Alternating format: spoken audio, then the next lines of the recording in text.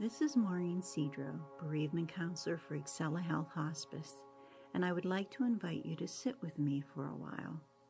Our purpose here is to offer you some information, some education, some understanding, and hopefully some comfort.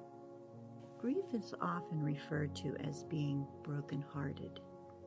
The idea that the center of our being has somehow been damaged after the loss of a loved one. Many people actually feel a physical pain in their heart center after a loss. Heartbreak is the inescapable consequence of having loved, and sometimes the pain is unbearable. The pain can come to us in waves of tears or fear or anxiety. Do you remember what the Tin Man said in The Wizard of Oz? He said, "Hearts will never be practical until they are made unbreakable." Maybe he was onto something. But our hearts are not practical, and both unfortunately and fortunately, we feel deeply. Author David White said this, "Heartbreak may be the very essence of being human on the journey from here to there, and of coming to care deeply for what we find along the way. If heartbreak is inevitable and inescapable, what can we learn from it?" That's a bit of a rhetorical question, isn't it? But maybe one worth pondering some night when you can't fall asleep. What can I learn from this sorrow? I want to share with you a story from a woman whose young daughter had died. She talks about a conversation she had with a good friend who said to her, "You are going through such an extraordinary time. What are you learning?" This was the woman's reply. I told her that I didn't know. I was too deep in grief to see that yet. But later, that night, I was lying in bed, and suddenly her answer came to me. And it was so simple that I almost missed it. The big lesson in all of this, in my daughter's illness and our struggle to get her cured, and our deep sadness upon losing her, the overarching theme in all of this is not loss, or cancer, or how unfair the world is. The overarching theme is love. My love for my daughter, the outpouring of love that my family received from friends and colleagues and neighbors. Everything else pales in comparison to that love. Most importantly, I realized when I lost my daughter that nothing could take away my love for her. And so I would always be connected to her through that love. Cancer could take away her body, but it could not touch my love. Love can outlast time, distance, and even death. It is indeed the strongest force in the universe. Is it possible for a broken heart to heal? I think so.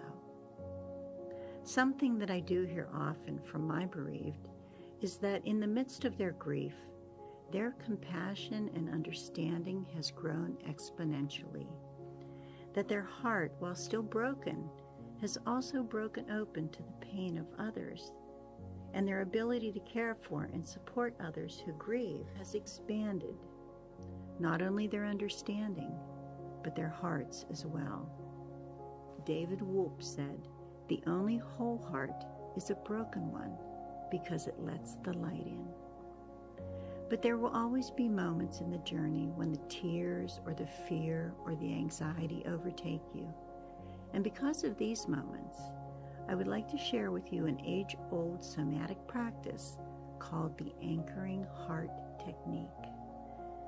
This is a technique I learned from the Opus Peace organization. I have been teaching this technique to my bereaved, and they tell me that it is very helpful for moments of anxiety, stress, and sorrow. One of my participants said, "It's like giving yourself a hug." The beauty of this technique is that you can do it quietly, anywhere, and no one would even notice. So if you'd like to try this technique, find a comfortable place to sit, close your eyes, and take 3 nice, deep belly breaths.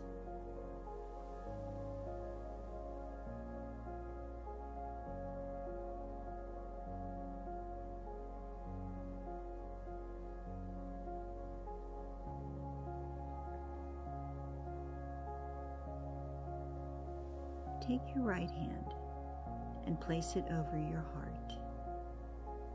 Now take your left hand and place it on top of your right hand.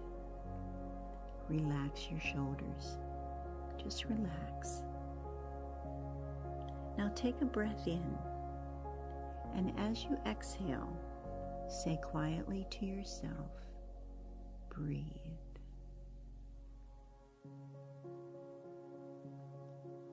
Breathe.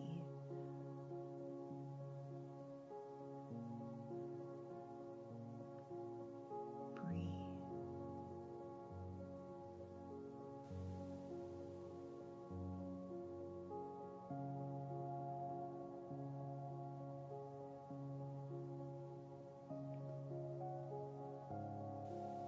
Know this is something that you can do anytime or anywhere. Allow yourself 3 to 5 minutes to fully feel the calming effect. This should help you through those moments when you feel particularly stressed, sad, or anxious.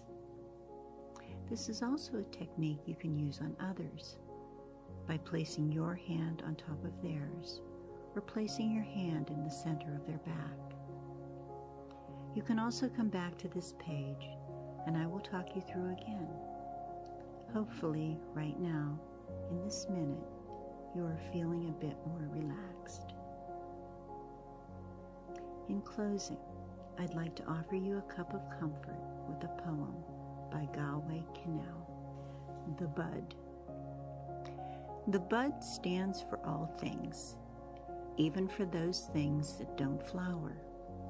For everything flowers from within, of self-blessing, though sometimes it's necessary to reteach a thing its loveliness, to put a hand on the brow of the flower and retell it in words and in touch.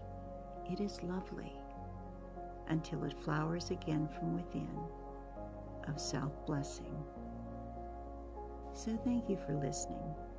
Our team of grief support professionals works to inform, support, and guide patients and families through the grief process.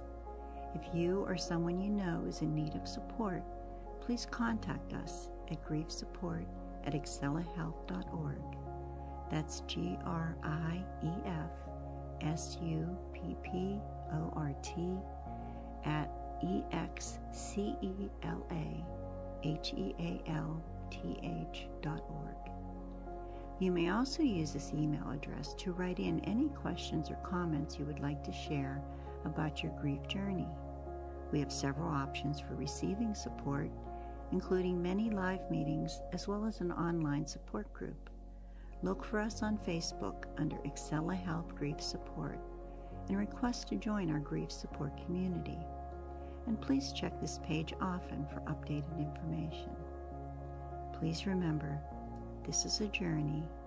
You can do this. And we are always, always here to help you. Thank you and take care.